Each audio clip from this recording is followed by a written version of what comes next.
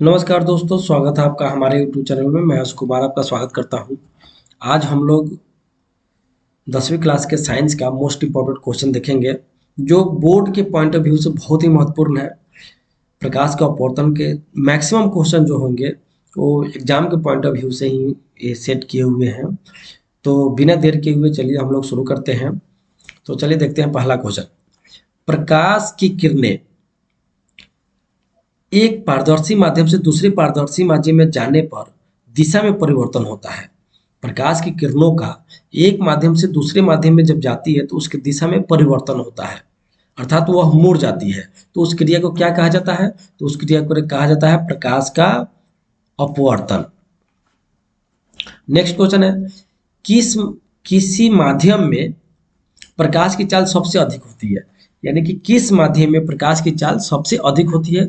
तो प्रकाश की चाल सबसे अधिक जो होती है वह निर्वात या शून्य में होती है। प्रकाश की चाल सबसे अधिक निर्वात में होती है, उससे कम द्रव में होती है, उससे कम सॉलिड में होती है।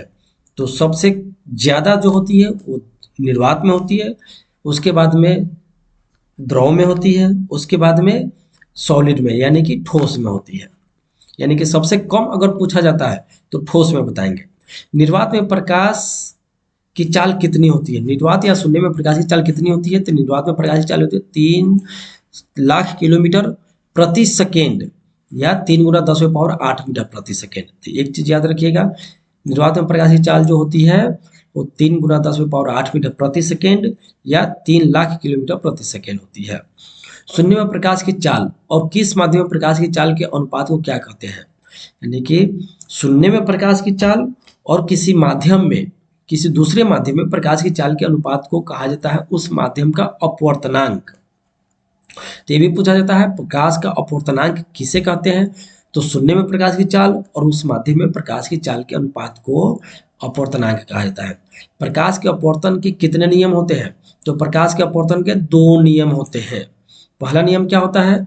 तो आपतित किरण आपतन बिंदु पर खींचा गया अभिलंब और अपवर्तित किरण तीनों एक ही समतल में होते हैं। जहां की जैसे कि ये सतह है, सतह बना दिया, तो इधर से आने वाली किरणों को आपतित किरण कहते हैं। ये हो गया आपका परावर्तित किरण, और इसी आपतन बिंदु पर खींचा गया यह अभिलंब यानी हो गया तीनों जो हो गया आपतित किरण, परावर्तित किरण और यह अभिलंब, इस बिंदु पर खींचा गया अभिलंब, तीनों जो हो गया एक ही सतह में हो गया। तो यही कह रहा है पहला नियम, आपतित किरण, आपतित किरण, आपतन बिंदु पर खींचा गया अभिलंब और अपवर्तित किरण तीनों एक ही समतल में होते हैं। दूसरा नियम क्या कर रहा है? कि दो माध्यमों और प्रकाश के किसी विशेष वर्ण के लिए आपतन कोण की जया और अपवर्तन कोण की जया, यानी आपतन कोण की जया और अपवर्तन कोण की जया एक नियतांक होता है। यानी आपतन कोण और अपवर्तन कोण की जया का जो अनुपात होता है वो क्या होता है? एक नियतांक होता है। तो ये प्रकाश के अपवर्तन का नियम है। और इसी जगह आपको बता देता हूं, प्रकाश के परावर्तन के भी 2 नियम होते हैं। तो आगे देखेंगे क्वेश्चन में। चलिए नेक्स्ट क्वेश्चन देखते हैं। प्रतिबिंब की ऊंचाई और वस्तु की ऊंचाई के अनुपात को क्या कहा जाता है? तो प्रतिबिंब की ऊंचाई और वस्तु की ऊंचाई के अनुपात को आवर्धन कहा जाता है। लेंस का सूत्र, लेंस का सूत्र होता है, लेंस का सूत्र क्या होता है? तो 1/v माइनस 1/u बराबर 1/f, ये लेंस का सूत्र होता है। जब प्रकाश की एक किरण एक माध्यम से दूसरे माध्यम में जाती है तो अपने पूर्व पथ है, यानी कि जो जिस पथ पर वो चलता रहता है उस पथ से विचलित हो जाती है। इसको क्या कहा जाता है? तो इसको इसी को कहा जाता है प्रकाश का अपवर्तन। तो ऐसे भी पूछा जाता है क्वेश्चन घुमा के, प्रकाश का अपवर्तन किसे कहते हैं? तो जब प्रकाश की एक किरण एक माध्यम से दूसरे माध्यम में जाती है तो अपने पूर्व पथ से विचलित हो जाती है, जो प्रकाश का अपवर्तन कहलाती है। प्रकाश की एक किरण जब विरल माध्यम से सघन माध्यम में जाती है तो क्या होता है? तो प्रकाश की एक किरण जब विरल माध्यम से सघन माध्यम में जाती है तो वो अभिलंब की ओर मुड़ती है। जब प्रकाश की एक किरण दो माध्यमों को अलग करने वाली सतह पर लंबवत पड़ती है तब क्या प्रभाव पड़ता है? तो बिना मुड़े ही सीधे निकल जाती है। यहाँ पे अभिलंब की ओर मुड़ जाती है। जब विरल माध्यम से सघन माध्यम में जाती है तो अभिलंब की ओर मुड़ जाती है। प्रकाश की किरणें जब दो माध्यमों को अलग करने वाली सतह पर लंबवत पड़ती है, सीधा पड़ती है, तो क्या होता है, तो बिना मुड़े ही सीधा निकल जाती है। पानी से भरी बाल्टी की गहराई कम मालूम पड़ने का कारण क्या है? तो पानी से भरी बाल्टी में गहराई जो है वो कम मालूम पड़ता है, उसके क्या कारण है? उसके कारण है कि प्रकाश का अपवर्तित होना। जब प्रकाश की किरण एक माध्यम से दूसरे माध्यम में जाता है तब अपवर्तन होने का कारण है प्रकाश की चाल में परिवर्तन होना। प्रकाश की चाल में चेंजेस होता है, परिवर्तन होता है, जिसके कारण प्रकाश का अपवर्तन होता है। नेक्स्ट क्वेश्चन है, किसी माध्यम में अपवर्तनांक का मान होता है यानी कि साइन आई बटा साइन आर। सरल सूक्ष्मदर्शी में किस लेंस का उपयोग किया जाता है? तो सरल सूक्ष्मदर्शी में उत्तल लेंस का प्रयोग किया जाता है। याद रखेंगे, सरल सूक्ष्मदर्शी में, जो नॉर्मल सूक्ष्मदर्शी होता है उसमें उत्तल लेंस का प्रयोग किया जाता है।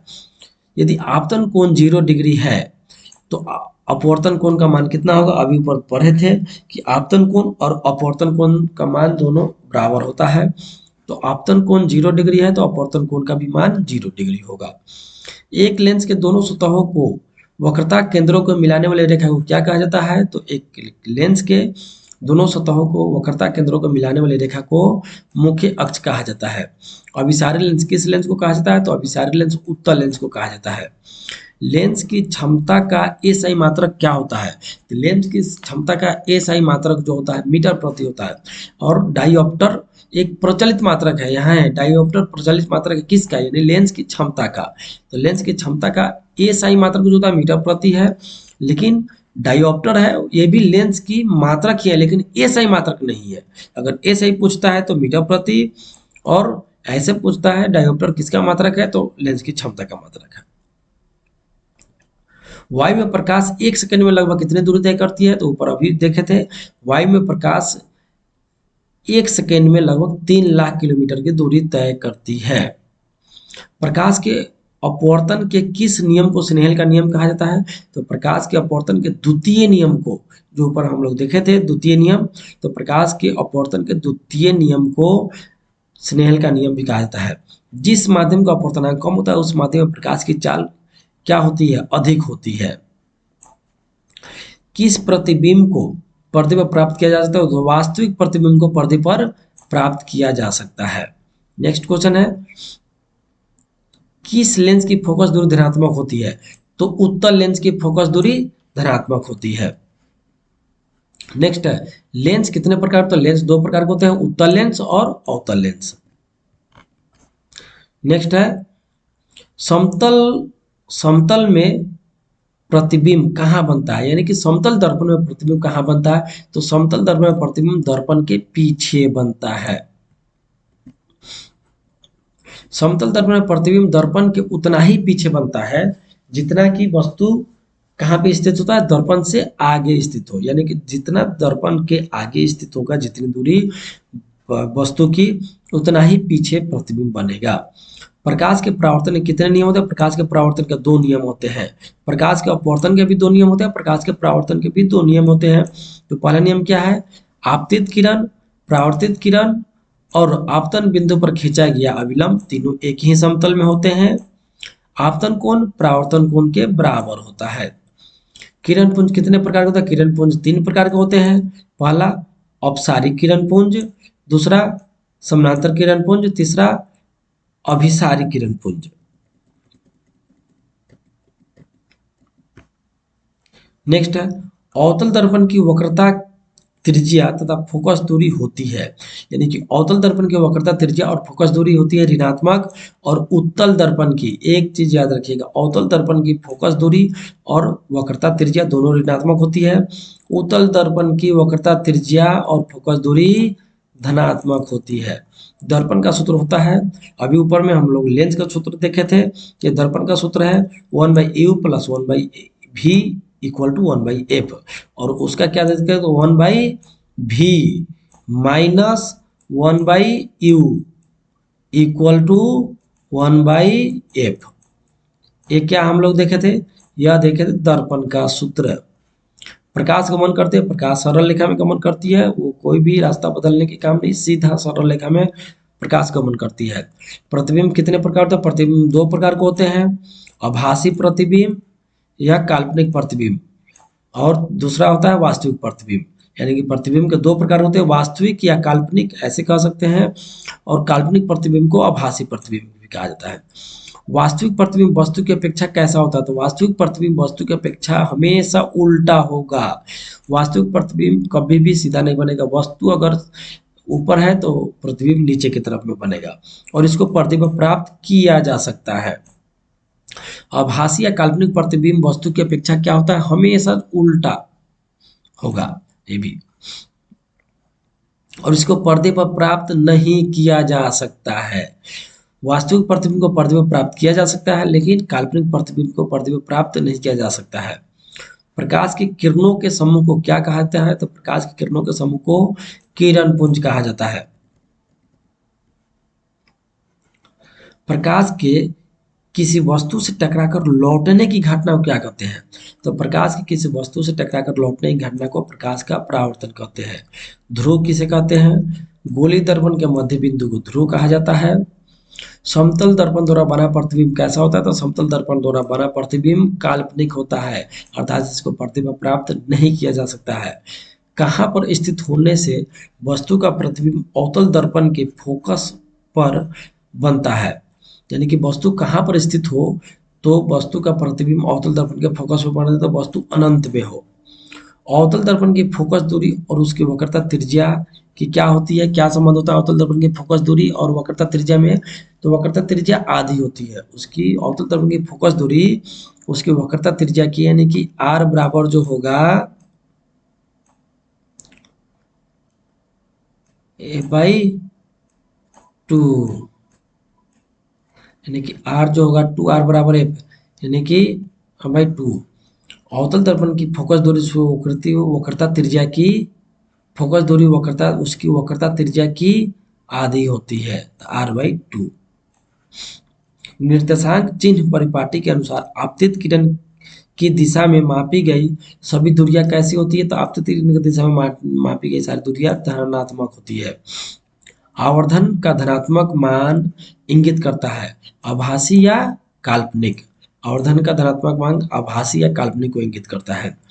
एक बिंदु वस्तु का वास्तविक प्रतिबिंब बन सकता है केवल अवतल दर्पण में। वास्तविक प्रतिबिंब सिर्फ केवल अवतल दर्पण में बनता है। सभी दूरियां गोलीय दर्पण के किस बिंदु से मापी जाती है? तो ध्रुव से मापी जाती है। उत्तल दर्पण द्वारा बना प्रतिबिंब हमेशा कैसा होता है? तो उत्तल दर्पण द्वारा बना प्रतिबिंब हमेशा सीधा होगा। दाढ़ी बनाने के लिए किस दर्पण का प्रयोग होता है? तो दाढ़ी बनाने के लिए अवतल दर्पण का प्रयोग किया जाता है। मोटर गाड़ी के चालक के सामने लगा होता है कौन सा दर्पण? तो उत्तल दर्पण लगा हुआ होता है। वस्तु से छोटा और आभासी प्रतिबिंब किस दर्पण से बनता है? यानी कि किस दर्पण से प्राप्त होता है? तो उत्तल दर्पण से प्राप्त होता है। वस्तु से छोटा और आभासी प्रतिबिंब जो है वह उत्तल दर्पण से प्राप्त होता है। तो चलिए ये 50 क्वेश्चन था जो फिजिक्स के मोस्ट इंपॉर्टेंट क्वेश्चन थे जो हम लोगों ने देखा अभी। नेक्स्ट वीडियो में फिर हम लोग देखते हैं कुछ नए क्वेश्चन के साथ में आते हैं। जब तक के लिए जय हिंद।